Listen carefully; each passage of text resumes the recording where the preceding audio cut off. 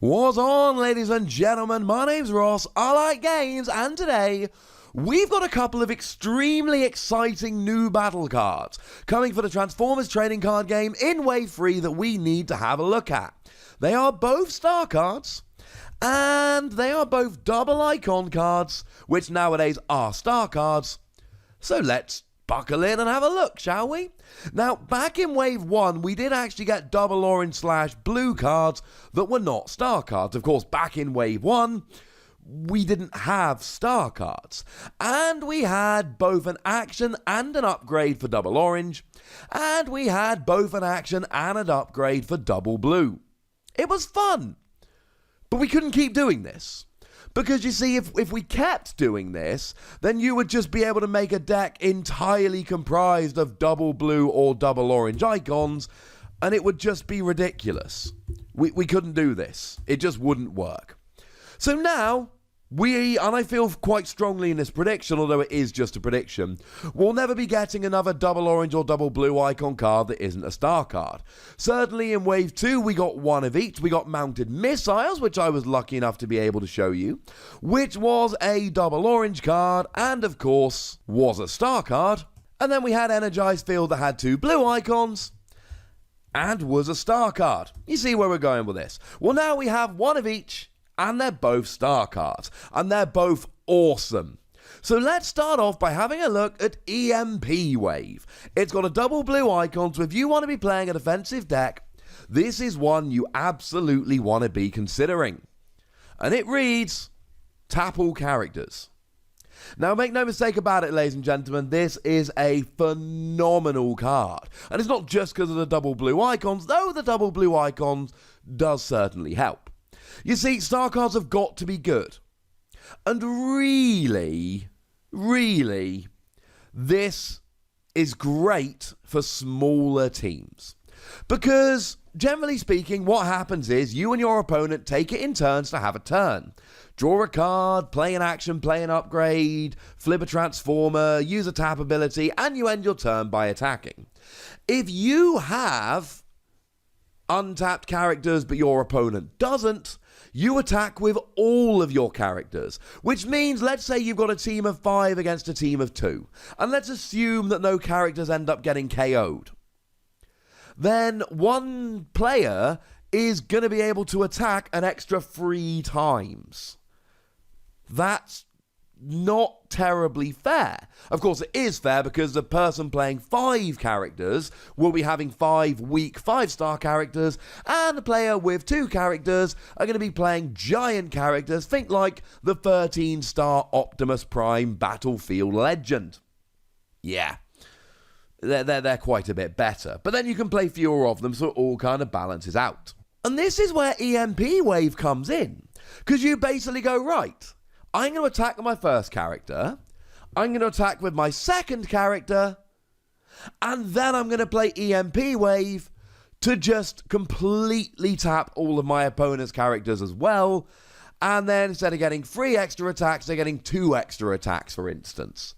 This sounds pretty gosh darn good to me. But it goes further than this, because actually, what you can do here is really take advantage of Micromasters. Now, Micromasters are coming around in Wave 3, and they're very small bots that are either 4 or 5 stars. And they all have tap abilities. And the thing about tap abilities is, and this might shock you, you have to tap the transformer.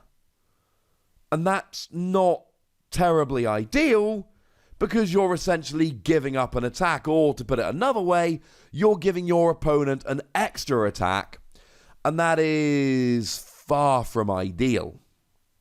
So, let's take Private Mudslinger, for instance. Private Mudslinger's got a tap ability, whereby you scrap a black card from your hand, and you move 1 damage counter from one of your characters to an enemy. It's an alright little skill. Now, as a side note, we did look at a really exciting one yesterday, but the problem is this isn't really going to work. Because we looked at Roadhugger, but the thing is that Roadhugger boosts the attack of one of your other characters.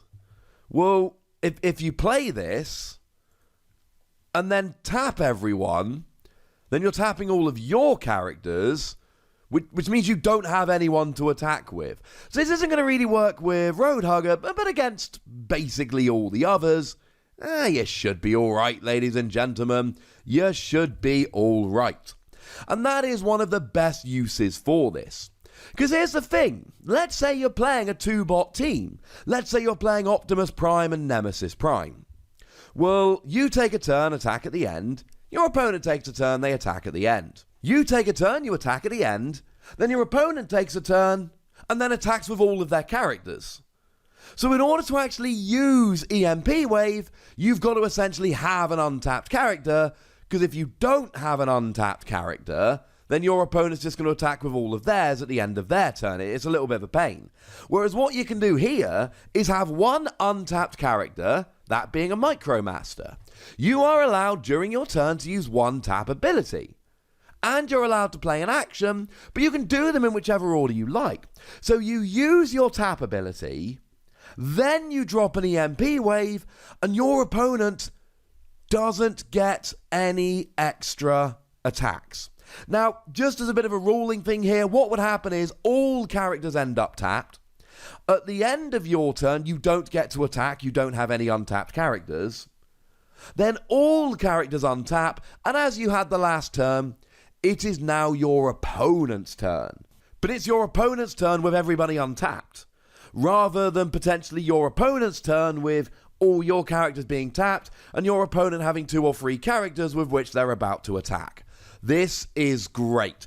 If you're playing a really wide team, I don't know how much I love it, although you can still use this for just stopping one character attacking.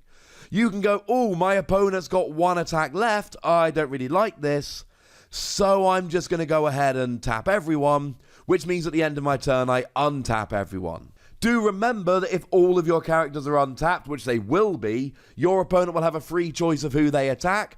But remember that maybe you've got a Micromaster that's got stealth while untapped, so your opponent can go after whoever they like, except for your Micromaster. There is an awful lot going on here, ladies and gentlemen, and I'm considering myself a rather big fan of this. But there is another battle card we need to have a look at as well. It's a double orange icon card, as you might be expecting, and it's called Full Loadout. Now, obviously, in an attacking deck, this is great.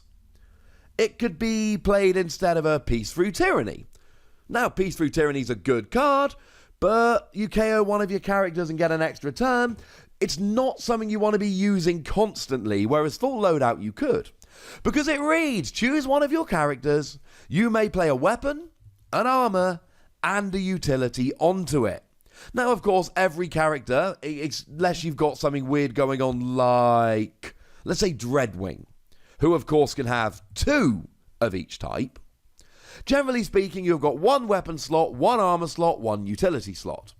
And here, you can play a weapon and an armor and a utility and you're off. Now, it's not free in any combination of them. So the aforementioned mounted missiles can go into any of your slots, but it's still a weapon, you can only play 1 of them. Similarly, Cargo Trailer, back from Wave 1, you can put 3 of them into a utility slot, but this would only allow you to play 1 of them. The only real downside I see here is that this is going to empty out your hand fast. Now, you're getting a huge advantage. Generally speaking, you can attach 1 upgrade per turn. That's 1 weapon, or a utility, or an armor. And there are characters like Megatron Arrogant Ruler, which allows you to break these rules. When you flip it into alt mode, you may attach an extra upgrade. But generally speaking, it's 1 per turn.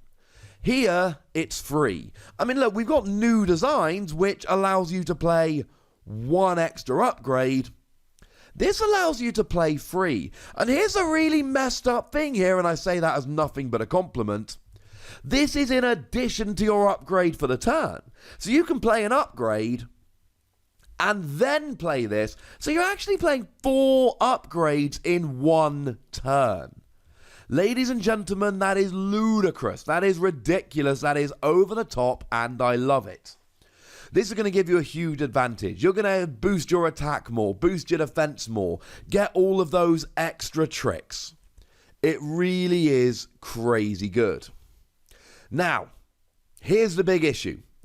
You start the game with 3 cards in hand, you draw 1 card per turn. This is essentially playing 4 cards at once. 1 for full loadout, 1 for the weapon, 1 for the armor, 1 for the utility. Plus, you really want to be playing an upgrade for the turn, so essentially this leads you to playing 5 cards in a turn.